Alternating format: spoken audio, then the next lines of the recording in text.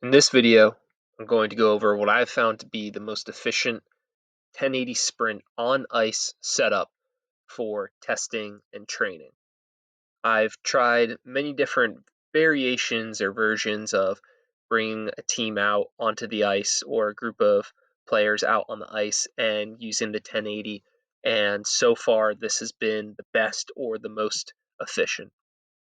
In order to run things this way, you need two people, a couple cones. These red pads in the back, those are just so that if guys wanted to shoot at a net down here, a puck wouldn't dribble loose and get in the way of the skater.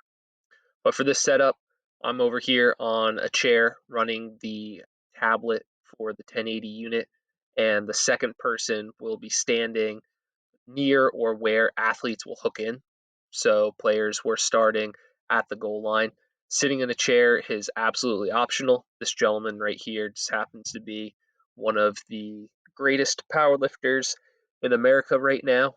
And the last thing I wanted was for him to slip and fall on the ice and risk injury when he had a competition coming up. You can see we're set up in between the ZAM doors. The unit is resting on a grate outside of the ice surface, sitting on some towels. With this setup, athletes will start at the goal line, they'll skate down. We had them going for 30 meters, and a little bit later, I'll help explain that. So, operator to run the tablet, somebody to hook the athletes in when it gets back. The key part to this that I have found was having a player at the other end to unhook each skater and a person off the skates on the starting end to hook them in. With this setup, it kind of eliminates a lot of the errors that were happening for me and kind of time killers. I'm just going to let this. So, athlete finishes his sprint and is unhooked by the partner. Partner just drops the cord. Now, to save time, I've cut out the part where the cord gets fully dragged in, but the second person hooks the player in. Player takes off of my verbal command and cue when I get things set up on the 1080. They stop. So the way this works is when you finish, you stay down there. So the athlete in blue just finished their sprint, and the athlete in red is getting unhooked, and then the athlete in red will stay down there as the next player is going to be getting hooked in. So belt gets unhooked, and then it gets picked up by our gentleman here, and then they're hooked in, ready to go for their next sprint. And again, I'm kind of giving the verbal cues as the belt is getting pulled or the cord is getting pulled back towards the unit. I typically will increase the velocity to make it happen faster, but that is kind of optional.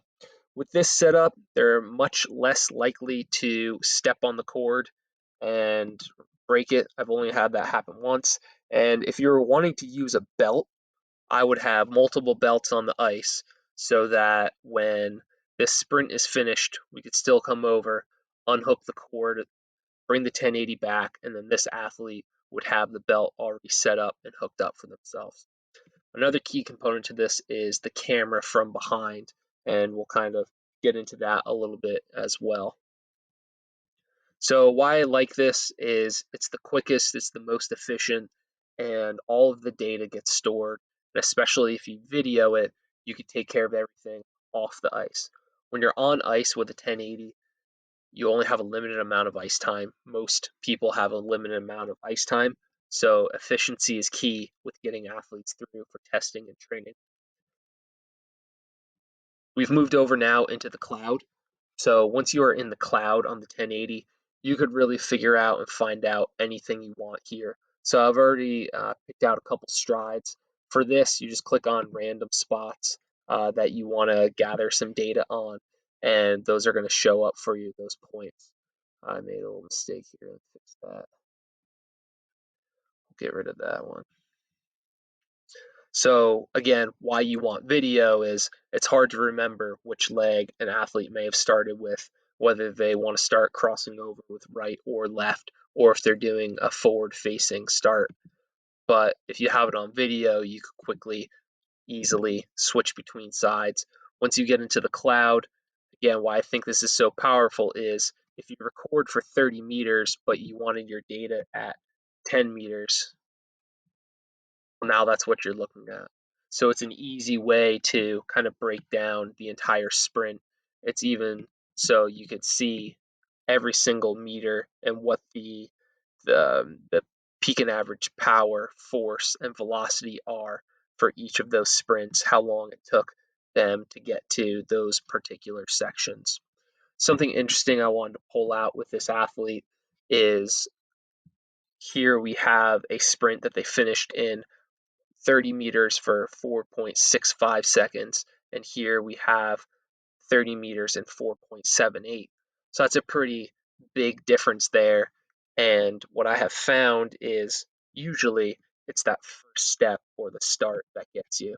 So how I calculate that is I want to know how long did it take you or how far did you go in 1 second. The start is really everything for hockey. So you could see here at 1 second, they are moving at 4.18 meters per second on this sprint. So I'm going to highlight that. And then rather than looking at speed over time, I'm going to be looking at speed over a distance. And so we already established this red line here is 1 second. And when we look here to match it up with 4.18, you could see the total distance this athlete traveled in 1 second for their 4.78 second 30-meter sprint was 2.51 meters. So on this slower sprint, this athlete skated 2.51 meters in 1 second.